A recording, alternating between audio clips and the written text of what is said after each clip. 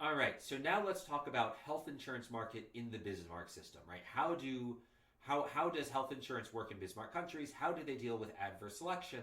And its cousin, which is going to pop up in the Bismarck system, risk selection. So first of all, right, you might say we have right adverse selection. Why is this a problem in Bismarck systems, right? Everyone has to buy insurance. Doesn't that take care of adverse selection? And the answer is kind of, and in some cases, yes. So ordering everybody to buy insurance, right? Compulsory insurance, it avoids the worst of adverse selection, right? So you're not going to have a complete market breakdown if you force everybody to have to buy at least some insurance. So, however, you may remember from the Rothschild-Stiglitz model that there are situations where even in the free market, the robust still buy insurance, they just buy less insurance. And so if there are multiple plans, the robust can choose more partial contracts, and that creates the potential for adverse selection, where everybody has to buy insurance, but the robust buy more partial contracts, and so we still get adverse selection. Now, we don't get, there's a limit to how bad the death spiral can get, because the market is legally mandated. It has to exist. Everybody has to buy some sort of insurance. But because in many Bismarck systems, insurance companies are allowed to offer different contracts to people, depending on what the people want, that still opens the gates for adverse selection. Now, contrast this to beverage nations, where everyone is given the same health insurance for free, in that it's paid for by their taxes. Right, but once you're a citizen, you get free health insurance. Now, how do we counter that? How do we counter health insurance in adverse selection in health insurance? There are sort of two methods in Bismarck systems. The first is you don't let customers choose their insurer, right? That's Japan, right? Where your insurer is based on your employment status, right? And so you're going with I think it's Kenpo if you work for Honda, no matter what, right? Yeah. So you go with a Kenpo insurer if you work for Honda and you don't have a choice, right? So you can either deny customers the right to choose their insurer, that's what Japan does, or you can make it so that there are you can restrict product differentiation. So basically, you say there has to be some sort of baseline minimum level of standard of care that every insurance company has to provide, and you can't go below that, and that's going to limit adverse selection because insurance companies can't offer a sort of less insurance but cheaper insurance to robust people, right? And that's what Germany does. So you're going to try to restrict adverse selection either by denying customers the right to choose their insurer directly, or by basically saying insurers, you're going to regulate insurers pretty heavily and tell them they can't offer packages that are very different from each other. So health insurance markets work under a model of managed competition in a Bismarck system, which you can think of this as there are elements of a competitive market, but it's very highly regulated. And so in Bismarck countries, insurance is run by sickness funds. These are private, non-profit entities, right? So they aren't run by the government, but they are private, right? So, but they are non-profit, so they're not looking to make money. That's not their goal. There tend to be multiple of these sickness funds, and there are sort of these. They're very highly regulated, so they have to meet minimum standards, right? They have to cover some minimal amount of care. There are limits to co-payments and deductibles, right? There are limits to how much they're allowed to cost share. They're open enrollment, meaning that insurers cannot reject eligible customers. So, right, when an insurance, if I move to Germany and I sign up with a sickness fund and the sickness fund finds out, oh, we're going to have to pay for his tulip, that's really expensive, we don't want him. They still have to accept me, right? So that's called open enrollment. There's compulsory participation, where people must buy insurance, right? So I must buy insurance. I'm not allowed to skip out on it. And then community rating, which we discussed, where again, this is where premiums are set by the risk of the entire pool within the sickness fund, right? It's based on everyone's risk within the sickness fund, not your risk personally, right? All people within the same pool are charged the same premium. Now, this system is great, but it leads to a problem of risk selection. So what is risk selection?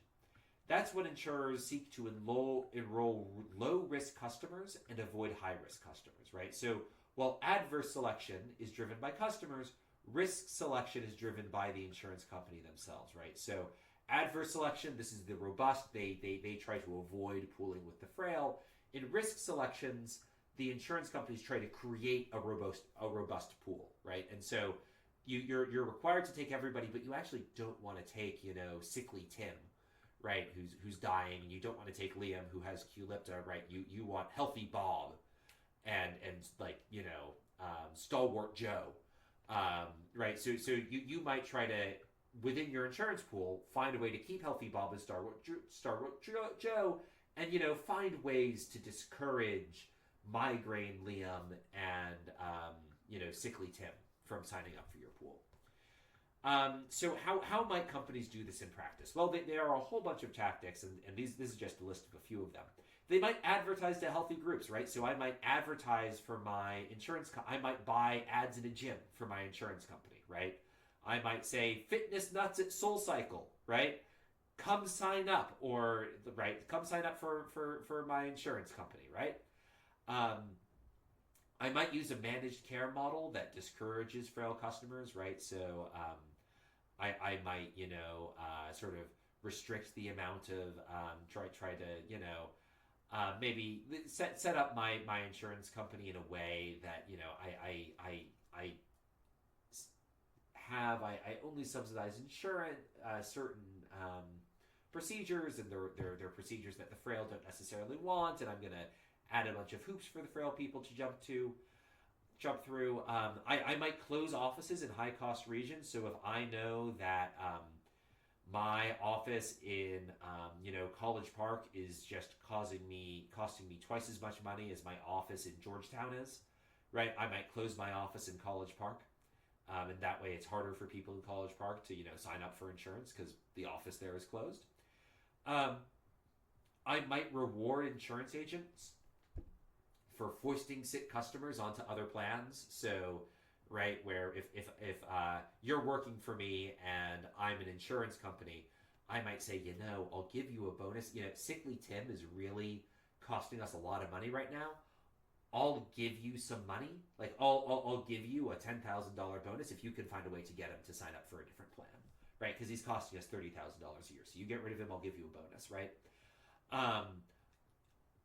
I might ignore customers I might ignore calls from customers likely to be frail. So I get a call from sickly Tim, and I'd be like, oh, sickly Tim is calling. Don't pick that up, right? Or someone who I think is likely to be sickly, right? So somebody's calling, and I see they're from a retirement community in Florida, right? And I say, don't pick that up, right? They're old. We don't want them in our pool, right? I might ignore calls from customers who I think are likely to be frail. This is something that people have actually done, and it's insidious. I hold sign-up sessions in non-handicap accessible buildings. So if somebody can't walk, they can't sign up for my insurance company, right? I'm like, anyone is welcome to sign up.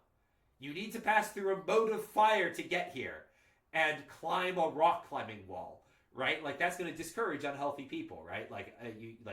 I say, oh yeah, you're welcome to sign up, but you're going to need to, the elevator in this building doesn't work and you're going to have to climb 5 flights of stairs to get up here, right?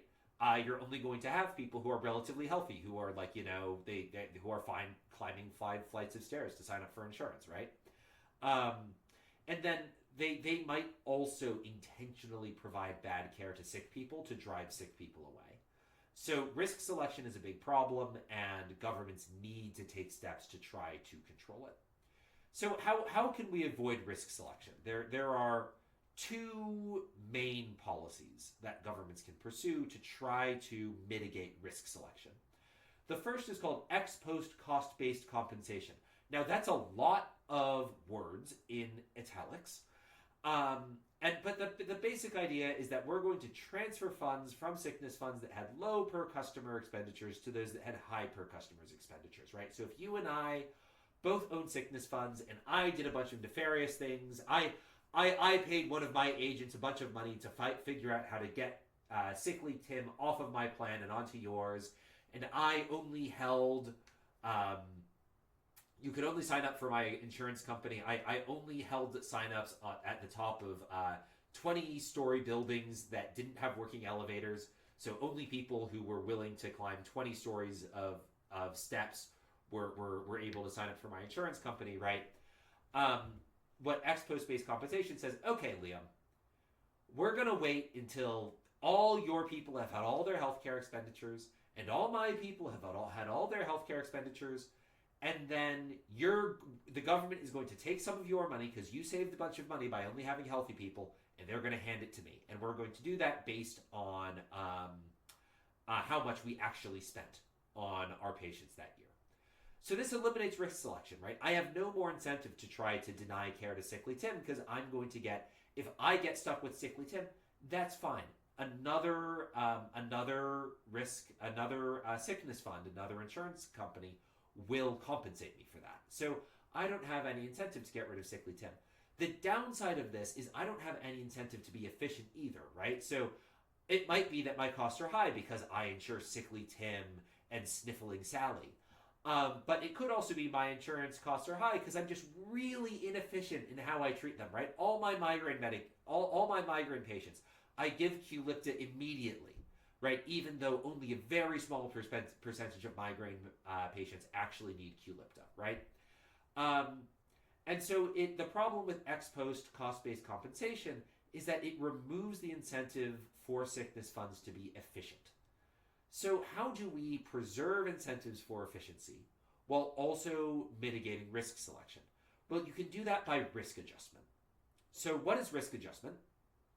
And this is the second way to avoid risk selection. This is the practice of compensating sickness funds that have high-risk customers using payments from funds with low-risk customers. And so what this does is, at the start of the year, right, the government says, Puckney's insurance company looks at me. You have a suspiciously high number of very young, healthy people on your insurance program, on your insurance platform. And I say, oh, yes. I don't know how that happened. Now, it happened because, again, all my signups were on the 20th floor of a building where the elevator didn't work, right? So you had to be pretty healthy to sign up for my insurance plan. And they say, oh, well, you see, the Sterling insurance company, they signed up Sickly Tim and Sniffling Sally and Decrepit Deborah, right? They're people, right? We predict they're going to have really high healthcare expenses, and my response would be, ha, sucks for them. And then the government might say, well, we're doing risk adjustment, and I'd say, I'm sorry, Gesundheit, what? And they say, well, we expect for your pool's really healthy. So we expect you to have pretty low healthcare costs. And I'm like, hell yeah, I'm going to have low healthcare costs. That's great. And they say, no. You're going to pay the Sterling insurance company, and you're going to compensate them because they took the high-risk patients that you foisted on them. I'm going to say, what?